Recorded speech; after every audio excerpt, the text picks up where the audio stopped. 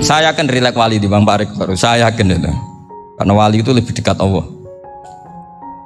Sehingga orang dulu itu, saya ulang lagi ya, ada satu kearifan namanya hidup itu apa? Hidup itu adalah cari sebanyak mungkin supaya hidup itu tidak tergantung pada banyak hal. Jika misalnya cara berpikir orang-orang modern itu sebenarnya banyak orang-orang ilmuwannya nggak ngagumi Amerika, bukan karena angkuh ndak. Untuk mempertahankan kebesaran negara sebesar itu, kebutuhan listriknya besar, kebutuhan tentaranya besar, kebutuhan apa? Sementara negara kayak Venezuela atau Swiss kebutuhannya ada banyak. Pertanyaannya, yang tergantung dengan banyak hal sama yang tidak tergantung banyak hal, itu pinter mana? Kalau dibalik pertanyaannya gitu, negara-negara maju itu tidak keren kalau dibalik pertanyaannya. Orang yang untuk mempertahankan eksistensinya banyak, butuh banyak hal, dengan yang tidak butuh banyak hal, itu pinter mana? Orang yang bahagianya nunggu jadi dokter, nunggu jadi kiai besar, kiai viral, dengan orang yang bahagia cukup dengan ngopi, itu pinter mana? Tapi kalau dibalik pertanyaannya, orang yang tahunya nikmat hanya kopi dengan nikmat yang banyak, pinter mana? Makanya Mbah Mun tuh kalau guyon itu lucu. Aku iku sakake ambek wong desa sing mlebu swarga. Saya dulu eskal mlebu swarga kok disakeni. Akhirnya beliau memberi penjelasan. Wong desa iku roe pakanan enak, iku mau kopi mbek uduk. Lah swarga iku mau nuruti sing dikarepno.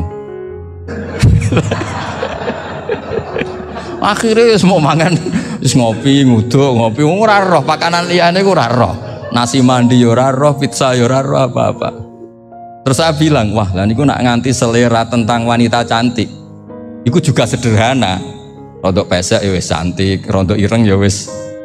Apa bidadarinya seperti itu karena saking enggak pengalamannya. Jadi surga itu kan nuruti apa yang diinginkan. Kira-kira keinginan orang kampung kalau di surga itu apa coba? Makanan apa coba? Mana ibu nak senangnya ketemel gemblong itu. Artinya malaikat lebih suka nangani surganya orang-orang kampung di Bang Pak Rektor. Ini sudah ribet ini. Makanan apa saja sudah dicoba. Ya. Terus kalau di mall tahu orang macam-macam, seleranya macam-macam pasti. Enak mana kalau sampai jadi malaikat pelayan surga? Suka ngelayani orang kampung apa yang orang kota? Orang kampung kan? Jadi ya itu guyon ya, guyon tapi itu menjadi pikiran kita bahwa orang yang banyak kebutuhan itu sebetulnya banyak kebodohannya karena menggantungkan kebahagiaannya dengan banyak hal.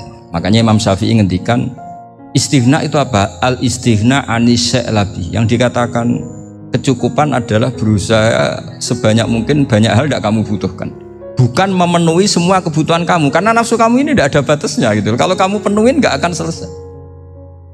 Itu ada perempuan yang kurang cantik itu minta doa saya, Gus doain suami saya kaya, terus tak guyonin, terus nggak minta. Kalau suami kamu kaya, yang pertama dirubah itu apa? Rumah supaya rumah saya bagus. Kedua apa? Mobil supaya mobil saya bagus. Nanti yang dievaluasi itu kamu. Mobil bagus, Alphard, rumah mewah, istrinya kamu, pasti itu dievaluasi. Langsung nggak usah sudah gini aja kan. Jadi pertama yang dievaluasi itu kaya itu, coba kalau suami kaya itu yang dievaluasi pertama rumah ya, rumah ganti, setelah itu apa? Mobil. Kira-kira berikutnya akhirnya sudah aku nggak jadi. Nabi Ibrahim itu pernah minta umur panjang, keren umur panjang. Sama Allah nggak dijawab. Datang orang tua gitu mertamu ke Nabi Ibrahim, terus disuguhi dikasih kurma. Apa itu? Kok kurma apa? Anggur yang sudah matang sekali, sudah dimakan. Setelah dimakan meler keluar lagi, dimakan lagi meler lagi. Terus Nabi Ibrahim masuk lagi ke kamar. Ya Allah, doanya tak cancel. Nanti kalau saya tua kayak itu. Jadi Allah itu nggak jawab langsung tapi ngirimkan itu. Akhirnya ya Allah nggak jadi. Nanti takut itu. Saya pernah ngalami jadi kiai tadi, ada ibu-ibu ya nggak pati cantik lah. Suaminya tuh miskin sekali. Minta doa saya supaya kaya. Bareng tak kasih pertimbangan itu udah nggak usah nggak jadi. Jadi itu kearifan. Tapi kearifan ini harus kita tanamkan. Saya nggak bisa membayangkan Indonesia yang besar ini, andai kan tidak ada qanaah. nerimo ing pantun. Coba sekarang ada Covid. Andai kan Indonesia tuh kayak Perancis. Beberapa kali punya tamu orang yang hidup lama di Perancis, bahkan dapat istri orang Perancis. Itu dulu gak begitu mencintai Indonesia. Tapi setelah di Perancis 2 tahun, wah Indonesia hebat. Di Perancis tuh kata dia kalau cerita, semua kebutuhan masyarakat itu dibebankan ke negara. Apa saja minta negara, apa saja nyoal negara. Sementara Indonesia, coba kalau Indonesia mengalami seperti ini kok tidak ada konaan rimo ing pantum, bisa kios Indonesia. Orang miskin nyalahkan negara, kelaparan nyalahkan negara, apa saja. Ini barokahnya dididik kiai, jogeman nyalahno wong liya. Urip romo ing pandum, diame. Sampai gak ngerti kalau Covid. Banyak tuh orang-orang kampung itu, orang lugu-lugu itu. Mbah niki saking Covid, salam ning Covid, muga-muga umure panjang. Dikira Covid itu nama orang yang ahli sosial itu. Mbak niki dana saking Covid. Matur nuwun sampai no salamku, muga-muga umur panjang. Bingung kan yang nganterin ini. Ini gimana yang mau menjelaskan? Memang nggak paham. Ribet kan. Tapi saya pastikan bahwa dengan keadaan seperti ini kita bahagia, kita stabil, itu jelas barokahnya kalimat tadi, moto tadi atau pegangan hidup tadi. Makanya disebut al-ibarat qutun li ailatil mustami'in, bahwa redaksi atau kata-kata atau pegangan atau filosofi hidup apalah namanya itu adalah penyemangat. Penyemangat. Karena kata-kata ini memang luar biasa. Ketika sahabat perang demi kebenaran, zaman itu ya pasti benar karena yang dibela Nabi. Dulu itu kan enak zaman Nabi, yang dibela mesti benarnya, musuhnya mesti salahnya. Jika dulu itu memang harus tegas. Kalau sekarang mau tegas gimana? Yang kamu bela tidak mesti benar, musuhnya tidak mesti salah. Ribet kan kalau misalnya saya tukaran sama Pak Rektor, kamu mau bela mana kan bingung. Saya tidak mesti benar, saya tidak Nabi. Pak Rektor apalagi nggak mesti benar lagi kan? Ribet kan? Jadi kalau kita mau perang sekarang itu mau pede gimana? Enggak. Makanya banyak ulama sekarang tuh mau tegas tuh nggak berani karena ya banyak hal yang abu-abu lah wilayahnya, misalnya pilihan presiden atau pilihan bupati, pilihan menteri. Kamu mati-matian bela itu, yang kamu bela tidak mesti benar, musuh kamu tidak mesti salah. Misalnya pilihan bupati, wah ini kabupaten ini baik kalau bupatinya ini, yang satu bilang ini, terus tim suksesnya kamu tanya, kamu yakin? Ya tidak juga. Lah kenapa semangat? Kan saya botohnya, paling alasannya ya itu aja, bukan yang lain.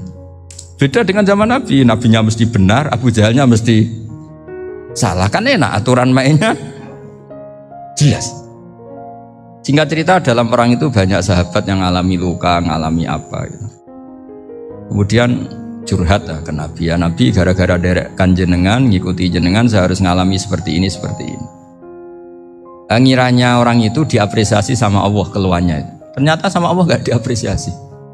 Malah diturunkan ayat intakunu ta'lamuna fa innahum ya'lamuna kama ta'lamun wa tarjuna minallah ma'ala yarjun. Kalau kamu sakit karena perang, orang-orang kafir itu ya sakit, itu saja berani padahal demi kekafiran.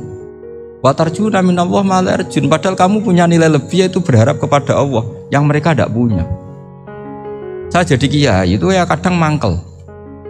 Karena yang benci ya benci, yang seneng itu ngel-ngel loh kayak Pak Bejo. Jadi semuanya ribet. Nah iya, yang benci ya ganggu, yang seneng ya ganggu, tambah nemen. Seribet. Tapi kalau sudah ingat bandar narkoba, mereka berhadapan dengan polisi, kadang ditembak karena kesalahannya terlalu fatal. Antar persaingan mereka juga bisa tembak-tembakan karena merebut pasar narkoba. Itu saja mereka berani. Kok kita yang jadi kiai kadang dicium tangannya, dihormati gak berani, hanya takut apa ya, musibah-musibah kecil lah, atau problem-problem kecil. Nah iya, kalau kita bandingannya gitu. Kalau kamu mau tahajud kedinginan, itu masih nanti dihisap Allah itu gitu. Maling ayam itu keluar malam-malam, hanya dapat ayam. Itu gak takut dingin.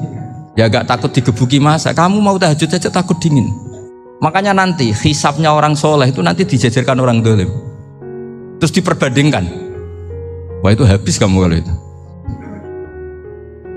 Jadi misalnya Unisula mau rapat, tapi ini malam, kalau malam dingin nanti sama masuk angin. Anak-anak pang di perapatan aja berani kamu. Kalau sudah perbandingannya gitu tuh ribet kita nanti. Makanya itu kalimat itu moto atau filosofi hidup. Sehingga diulang lagi nasihat itu. Iyam saskum korhun fakodu masal koma korhum mislu. Kalau kamu kena luka, orang-orang yang nggak benar juga akan kena luka. Itu aja berani demi ketidakbenaran. Masa kamu demi kebenaran nggak berani? Akhirnya orang itu, ya itu kalimat, itu heroik. Makanya kita ini penting ya. Makanya tadi himne Unisula dimulai kalimat thayyibah. Karena kalimat ini yang menjaga kita kalimat ini. Misalnya tentang Tuhan. Kenapa orang Islam imannya kokoh seperti ini, termasuk yang sudah hidup di Amerika, di Australia, di mana-mana. Itu ya barokahnya ajaran atau barokahnya kalimah. Saya sebut kalimah saya pakai bahasa santri. Karena la ilaha illallah itu dalam tradisi santri disebut kalimatu haqqin alaiha nahya wa alaiha namut wa alaiha nub'ats. Ada yang riwayat wa biha nub'ats insyaallah taala minal aminin. Kenapa mereka di mana-mana meskipun sekolah di Amerika, di Australia, bahkan di Uni Soviet tetap mukmin? Itu barokahnya ajaran yang benar. Allah itu siapa? Tuhan. Tuhan itu sifat dasarnya apa? Awal. Dia harus wujud awal sebelum makhluk yang lain. Sehingga ketika ada negara yang maju, yang tertib, manajemennya tertib, masyarakatnya makmur, tapi punya Tuhan yang tidak seperti itu, tidak awal, itu sudah gak nyaman. Karena ndaklah keren Tuhan saya, karena Tuhan saya itu al-awwal, zat yang pertama. Tuhan saya keren lah, zat yang gak mati. Tuhan yang gak mati, yang gak pernah mengalami kematian. Sehingga tontonan atau yang dilihat kenikmatan-kenikmatan yang lain ini tidak mengubah dia pendirian tentang Tuhan. Karena mantapnya satu kalimat tadi, bahwa Tuhan itu ya harus satu, harus awal, harus tidak mati, tidak rusak, tidak mengalami apa-apa yang membahayakan. Sehingga ketika ditawarin Tuhan yang lain, meskipun menjanjikan secara finansial atau kemakmuran, mereka gak tertarik. Itu coba, itu barokahnya makmur apa barokahnya ajaran? Barokahnya ajaran. Sering negara Islam itu kalah makmur dengan mereka, tapi barokahnya ajaran ini tetap apa? Tetap Islam. Makanya Nabi Ibrahim, Nabi yang sukses bikin wa ja'alaha kalimatam baqiyatan fi aqibi. Sehingga kita ini bekti sama orang tua misalnya, itu ya karena ajaran. Suwargamu itu karek wong tuamu. Nak wong tuamu ridho, Allah ridho. Nak ora ridho, Allah ora ridho. Ridho wa fi ridhol walidain wa sakhatu wa sukhtu wa fi sakhatil. Sehingga ketika ada orang tua yang agak brengsek gitu, anak-anak tetap hormat. Punya orang tua yang miskin, yang sudah miskin, tukang tombok nomor, banyak kan di kampung gitu, ya tetap hormat. Coba kalau dari awal kita ngajari orang tua kamu hormati ya, kalau baik, kalau tidak usah, bisa geger Indonesia. Tapi barokahnya ajaran-ajaran itu Indonesia tertib karena ada ajaran. Nah ini di sini pesantren dan Unisula semua harus berkontribusi membuat ajaran yang benar itu adalah ciri utama Islam. Sehingga Islam ini dimulai dengan ajaran kalimatu haqqin alaiha nahya wa alaiha namut. Sehingga kita tenang seperti ini. Saya ini termasuk kiai yang tenang. Meskipun kata orang banyak saya ini kiai besar, tapi termasuk kiai yang paling tenang. Termasuk yang paling tenang. Karena saya ini pakai mazhab orang-orang hebat. Saya berkali-kali cerita, orang kayak Imam Syafi'i itu orang yang luar biasa. Saya berkali-kali cerita, orang yang tadi nyium tangan kamu ya Imam Syafi'i, di belakang tuh ngerasani kamu, menghujat kamu. Jawabannya enak saja. Berarti saya alhamdulillah orang yang wibawa. Buktinya di depan saya nggak berani. Jadi enteng saja. Diceritain sebagian kampung, sebagian separuh dari warga kamu itu nggak suka kamu. Ya bagus lah nggak suka saya, nggak akan utang duit saya. Di mana-mana orang utang tuh karena teman dekat. Kalau nggak seneng pasti minimal nggak utang, nggak pinjam mobil, nggak pinjam apa. Berkah mana yang seneng sama yang gede?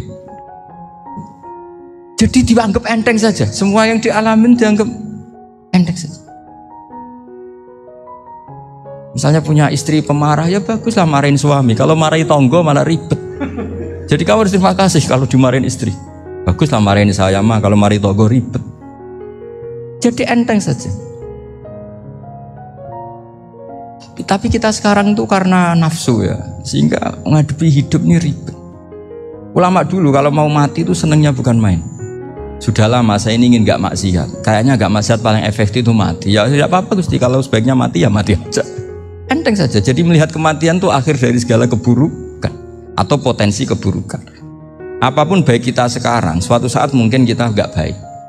Yang bisa menghentikan ketidakbaikan atau potensi ketidakbaikan itu apa coba? Mati kan? Berarti mati itu mengerikan apa menyenangkan? Mesti kamu tidak berani menjawab. Meskipun secara ilmu kamu berani, tapi secara rasa agak berani kan? Saya ulang lagi ya, yang bisa menghentikan keburukan atau potensi keburukan itu apa coba? Apa? Matian. Berarti kematian itu menyenangkan atau menyusahkan? Apapun kamu tidak berani jawab karena kamu agak-agak duniawi itu kelihatannya. Tapi secara ilmu, kamu tahu kan kalau mati itu tidak buruk-buruk banget. Karena apa? Itu akhir dari segala keburukan. Sehingga Nabi ngajarkan kalimat itu begitu luar biasa. Allahumma ahyini maka natil hayatu khairan li wa tawaffani maka natil wafatu khairan li. Nabi melihat dunia itu begitu indah. Ya Allah, kalau saya ini hidup, anggap saja hidup ini ziyadatan li fi kulli khairin, menjadi modal saya menambah segala kebaikan. Jika suatu saat saya mati, anggap mawon rohatan li min kulli syarrin, itu akhir dari segala keburukan saya.